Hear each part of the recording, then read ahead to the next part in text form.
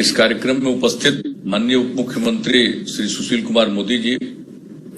माननीय स्वास्थ्य मंत्री श्री मंगल पांडे जी, यहां पर इस कार्यक्रम में उपस्थित माननीय मंत्री लोक स्वास्थ्य अभियंत्रण विभाग श्री विनोद नारायण झा जी, माननीय मंत्री जल संसाधन विभाग श्री संजय कुमार झा जी, माननीय मंत्री आपदा प्रबंधन विभाग श्री लक्ष्मेश्वर राय जी, और जो वीडियो कॉन्फ्रेंसिंग से जुड़े हुए और मुजफ्फरपुर में उपस्थित हैं माननीय मंत्री नगर विकास एवं आवास विभाग श्री सुरेश शर्मा जी, यहां इस कार्यक्रम में उपस्थित बिहार सरकार के मुख्य सचिव दीपक कुमार जी, मुख्यमंत्री के प्रधान सचिव श्री चंचल कुमार जी,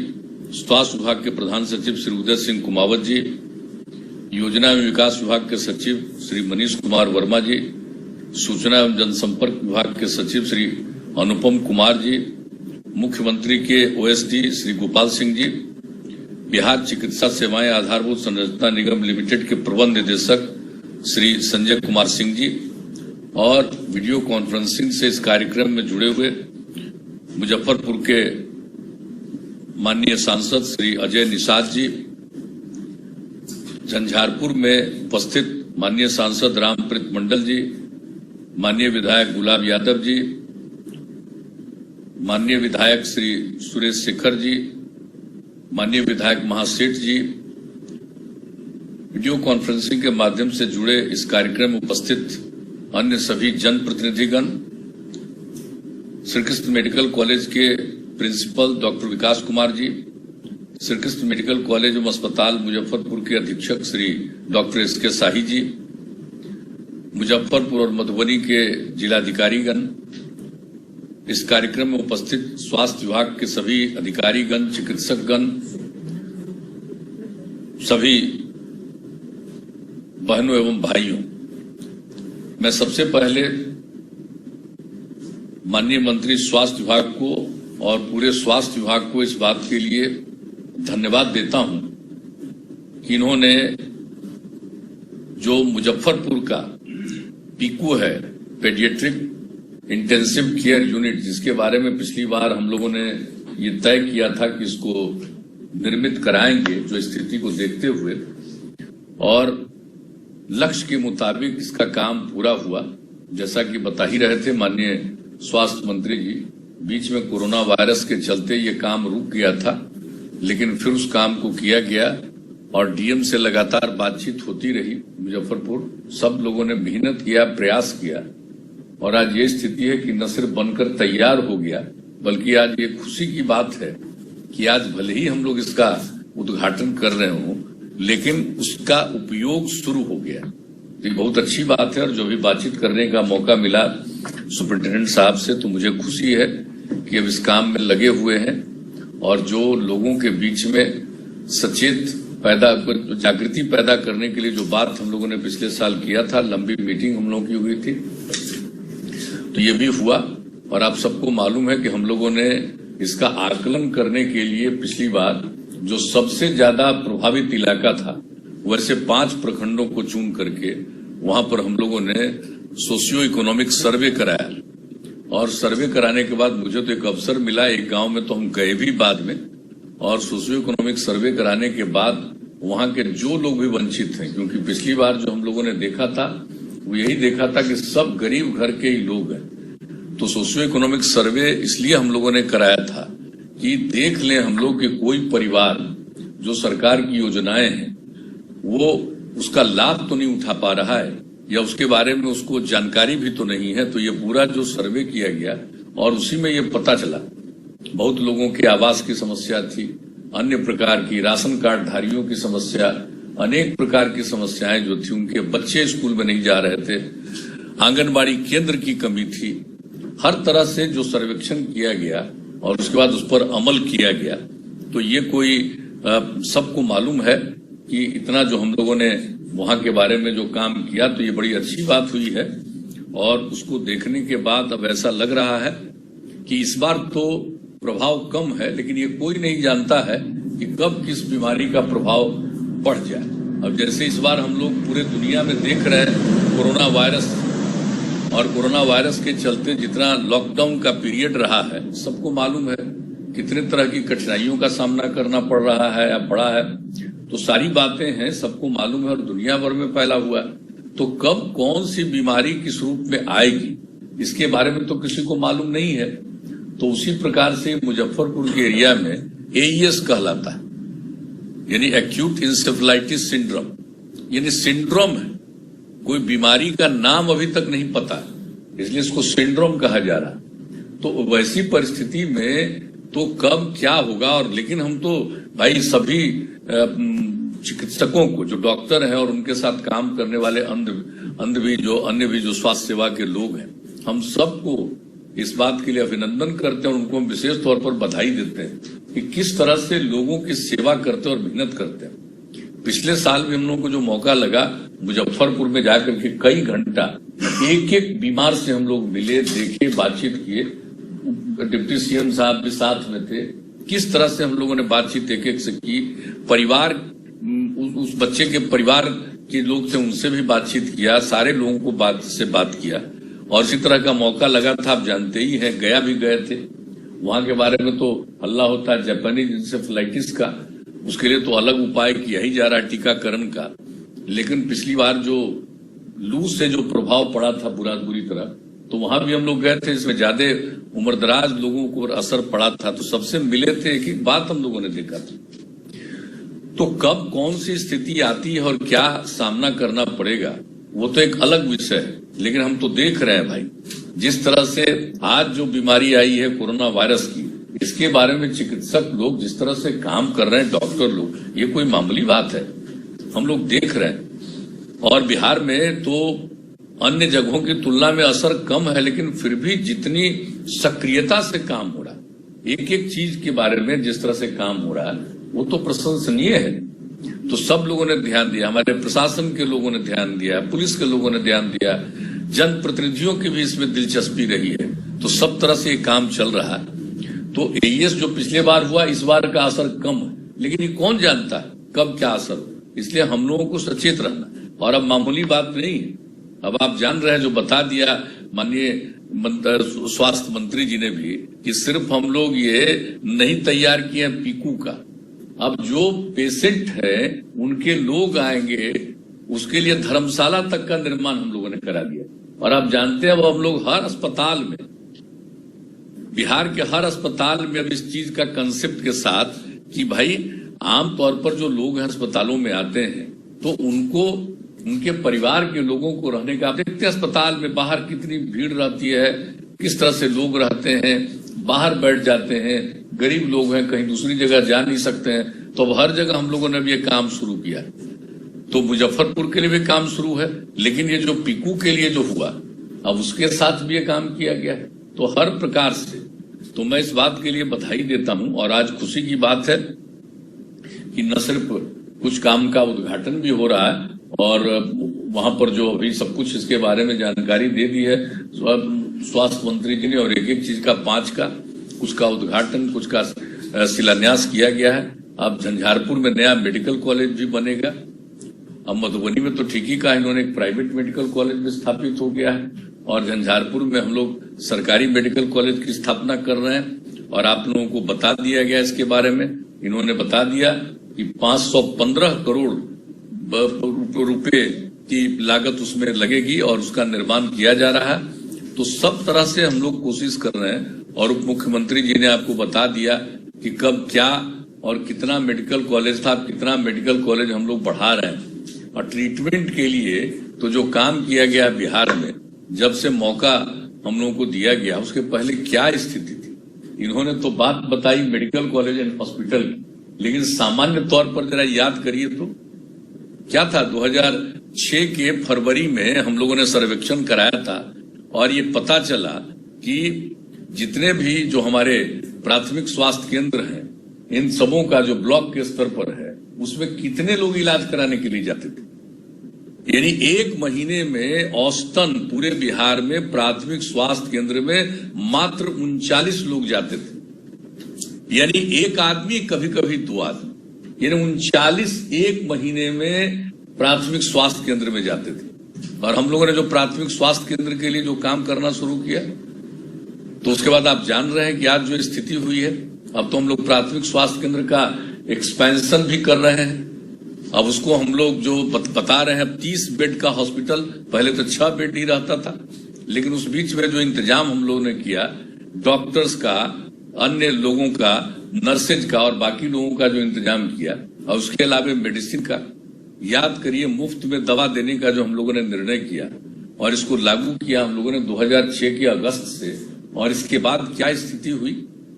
नवंबर में जाकर के हम लोगों ने फिर सर्वेक्षण कराया कि अब जरा देखिए प्राथमिक स्वास्थ्य केंद्र में कितने लोग आ रहे हैं। तो कहां फरवरी तक 39 और नवंबर आते आते 1000 से लेकर के 1500 मरीज आने लगे थे। यानी लोगों को भरोसा हो गया था कि अब सरकारी अस्पताल में इलाज होता है। पहले इलाज वगैरह नहीं होता था, अस्पताल था लेकिन इलाज नहीं होता था, कोई खास बात नहीं, लोग नहीं जाते थे और कितना लोगों को कष्ट होता था। एक रिपोर्ट आई थी इंटरनेशनल और उस रिपोर्ट को हमने देखा था कि किस तरह से गरीब आदमी को, जो भी कमाता है पैसा, वो चाहे मजदूरी करके या जिस तरह से भी, उसका सबसे बड़ा हिस्सा हेल्थ में खर्च होता है। ये जान लीजिए, जब 2005 में बिहार के लोगों ने हम लोग को काम करने का मौका दिया, उसके पहले हमने ये देखा था रिपोर्ट कि खाने से, भोजन से ज्यादा खर्च लोगों को करना पड़ता है स्वास्थ्य पर। और तभी हम लोगों ने सर्वेक्षण कराया कि सरकारी अस्पतालों की क्या हालत है। हम तो सरकारी अस्पताल का अनुभव देखे हुए हैं, सांसद थे तब। हम तो कितना जिला के अस्पताल में गए थे तो वहां देखे थे, किसी को देखने के लिए, मरीज को देखने के लिए हम गए, एक पत्रकार था तो उनको देखने के लिए हम गए थे और साहब जो देखा हमने कि अचानक धप किया, तो हम कहे क्या धप किया, तो देखा कि दूसरी मंजिल पर कुत्ता पहुंचा हुआ था,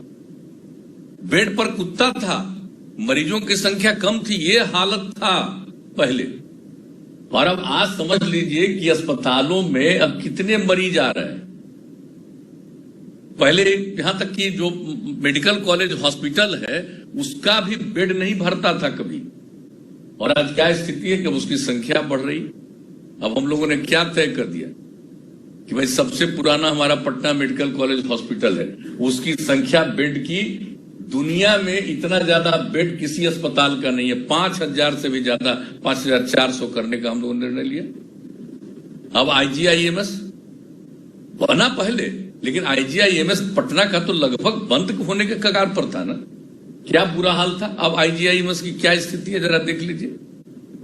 अब उसका एक्सपेंशन करने का, उसको भी 2500 बेड बनाने का हम लोगों ने किया है। हम लोग मुजफ्फरपुर गए थे, मुजफ्फरपुर की जो स्थिति देखी, वहां के बारे में भी हम लोगों ने तय कर दिया कि इसको भी 2500 का बनाएंगे। जो आपका पटना में नालंदा मेडिकल कॉलेज हॉस्पिटल है उसको भी किया। फिर हम लोग गया गए हैं, उसके भी एक्सपेंशन का निर्णय किया। दरभंगा के बारे में हम लोगों ने निर्णय लिया। तो कितना हर जगह के बारे में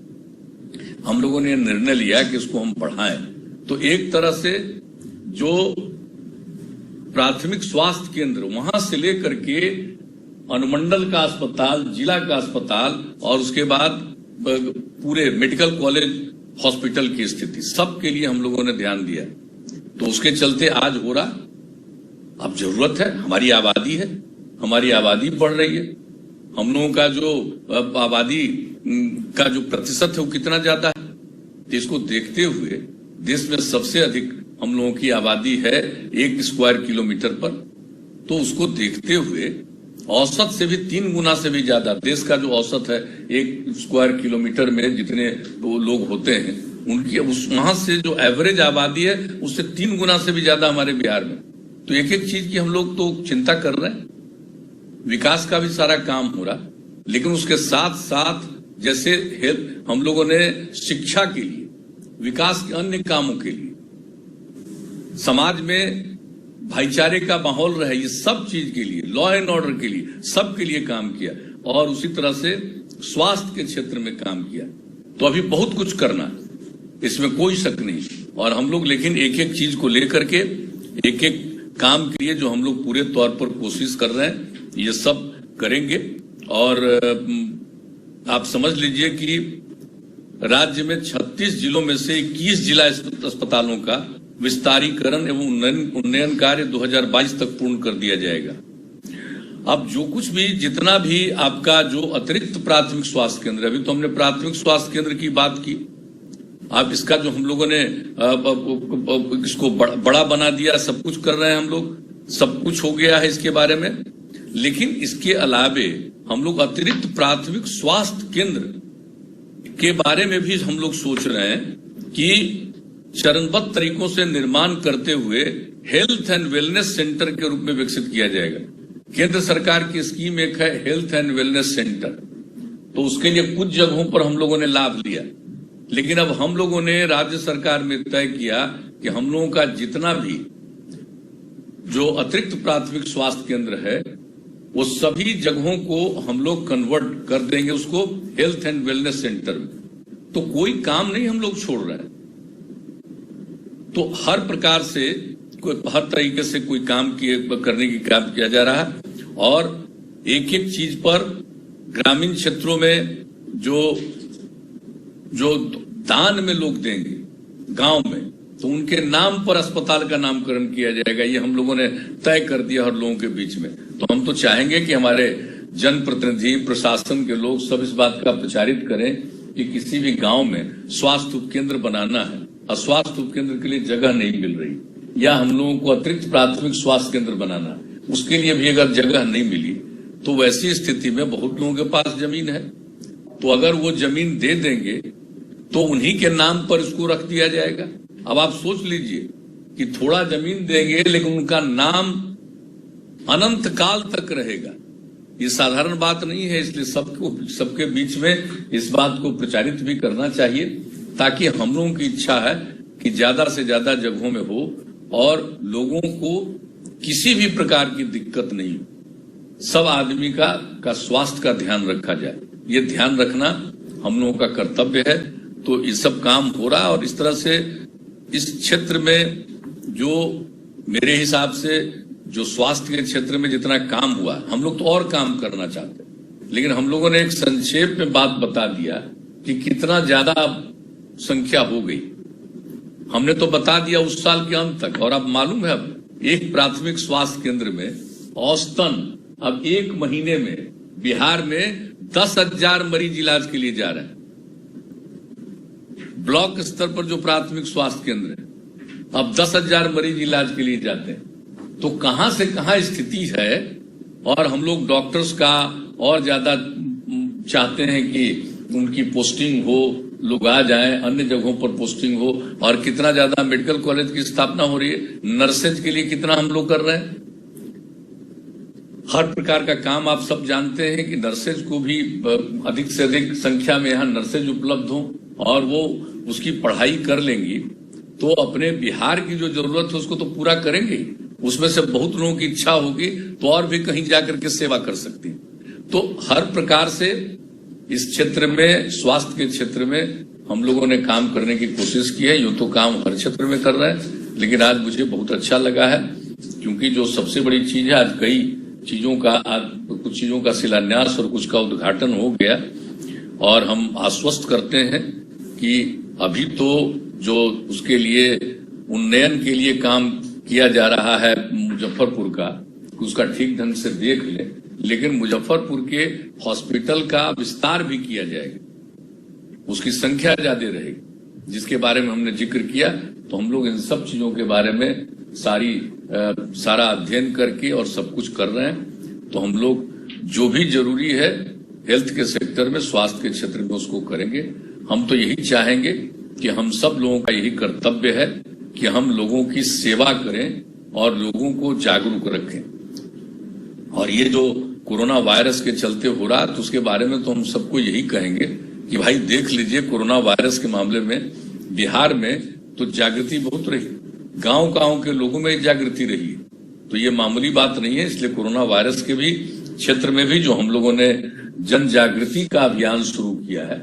तो जन जागृति का अभियान में सब लोगों का सहयोग होना चाहिए, ताकि लोग अलर्ट रहें। मास्क के बारे में उनको बताया जा रहा है, एक दूसरे के साथ दूरी बनाए रखने के बारे में किया जा रहा है। जो लोग 65 साल से अधिक उम्र के हैं, जो गर्भवती महिलाएं हैं, 10 साल तक के उम्र के और उससे कम उम्र के बच्चे बच्चियां हैं, या किसी अन्य प्रकार की बीमारी से ग्रस्त हैं, 4 प्रकार के लोगों को तो बिल्कुल ही ध्यान देना पड़ेगा, उनको अलग थलग रखना जरूर पड़ेगा ताकि किसी का कोई दुष्प्रभाव नहीं पड़ जाए। तो इन सब चीजों के लिए जो जागृति की बात हो रही है, तो ये सब काम तो हम लोग कर ही रहे हैं। और उसी तरह से मुझे खुशी है कि जो हम लोगों ने ये काम किया है आज, इस काम के लिए AES के लिए जो समूचा काम किया उसके बारे में भी लोगों के बीच में जागृति, और सबसे बड़ी चीज है कि जो अध्ययन कराया गया तो उसके बाद एक एक तरह से लोगों के बीच में जागृति पैदा करने की कोशिश हो रही है। और इसलिए हमने आज पूछा, अब ये तो जागृति का ही परिणाम है कि लोगों को ये मालूम हो रहा है कि जैसे ही हमारे बच्चे की तबीयत खराब हुई तुरंत हम अस्पताल ले जाएं और तब वो सुरक्षित रहेगा, देर करने पर असुरक्षित रहेगा। इसलिए जागृति का जो अभियान AES के लिए भी हो रहा है। और आप लोगों को हम बता दें कि जापानीज इंसेफेलाइटिस और इस सब का जो गया से लेकर के कई जगहों पर, और हम लोगों ने तो तय कर दिया कि जेई का जो टीकाकरण है वो करीब करीब 26 जिलों में पूरा हो चुका है। हम लोगों ने केंद्र सरकार से आग्रह किया है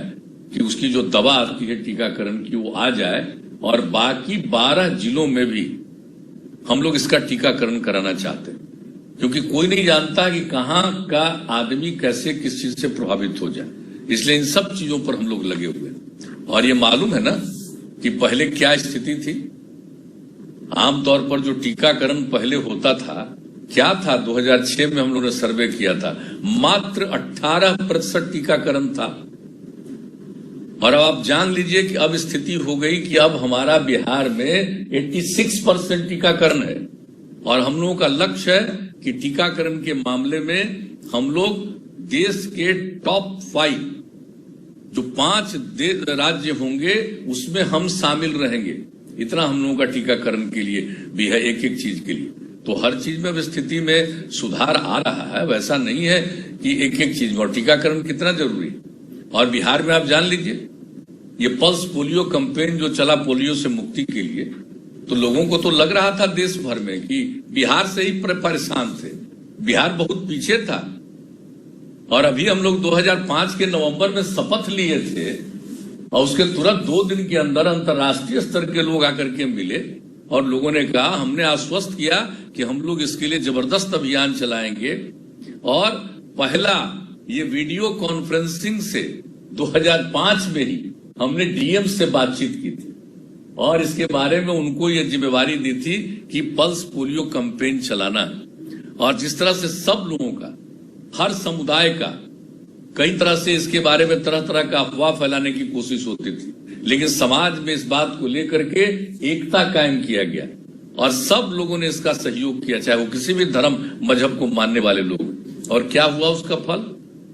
उसका फल हो गया कि बिल्कुल इससे मुक्ति मिल गई। और अब हम लोग उसी तरह से कालाजार से मुक्ति चाह रहे हैं और कालाजार के लिए भी हम लोग हर तरह से प्रयास कर रहे हैं। तो स्वास्थ्य विभाग इसमें कोशिश कर रहा है। तो अब ज्यादा समय आपका कितना ले, अब ऐसे ही बोलते रहेंगे तो फिर आप लोगों का समय कुछ ज्यादा ही लग जाएगा। इसलिए अब इतना ही कहते हुए मैं सबसे पहले आप सब लोग जो उपस्थित हैं, मैं आप सबका अभिनंदन भी करता हूं, सारे अधिकारियों का, सारे चिकित्सकों का, चिकित्सा से जुड़े हुए अन्य सभी कर्मियों का, सारे जनप्रतिनिधियों का, सब लोगों का मैं अभिनंदन करता हूं। और मुझे पूरा भरोसा है कि हम सब मिलकर लोगों में जागृति पैदा करेंगे। आज जो दुनिया भर कोरोना से प्रभावित है उससे भी छुटकारा पाएंगे और जगह जगह अन्य प्रकार की जो बीमारियों से हमारे लोग प्रभावित होते हैं, एईएस से, इस सब से भी छुटकारा मिलेगा, कालाजार से छुटकारा मिलेगा। ये सब के लिए हम लोग निरंतर काम करते रहें। तो इन्हीं शब्दों के साथ मैं पुनः माननीय स्वास्थ्य मंत्री जी को और स्वास्थ्य विभाग के तमाम अधिकारियों को मैं इस बात के लिए बधाई देता हूं कि आप काम कर रहे हैं। और मैं दोहरा कर कहूंगा, ये कोई मामूली बात नहीं है भाई। जो पिछले साल हम लोग कितना सुने हैं एईएस को लेकर के, जो हो गई बीमारी, क्या सुने, कितना छपता रहा। हम लोग एक एक चीज देख रहे थे, क्या क्या हम लोगों की हो रही थी आलोचना। हम लोगों ने एक एक बात का आकलन करके काम करना शुरू किया है। और आज जो ये कोरोना वायरस है, इस पर हम लोग ध्यान केंद्रित कर रहे हैं। कुछ लोगों की दिलचस्पी है अखबारबाजी में, खाली बयान दे, इधर से उधर करते रहे, लेकिन जितना काम राज्य सरकार ने किया है, बाहर जो लोग पड़े हुए थे हमारे लोग, उनके लिए हम लोगों ने 1,000 रुपया 20 लाख से भी ज्यादा लोगों तक पहुंचाया। अब तो उसकी संख्या हो गई है शायद 20,40,000 पहुंचा दिया, और कुछ बचे खुचे लोग हैं आ गए हैं यहाँ, उनको भी देने का हम लोगों ने कह दिया कि यहाँ भी आ गए हैं तो उनको दे दीजिए। और इसके अलावे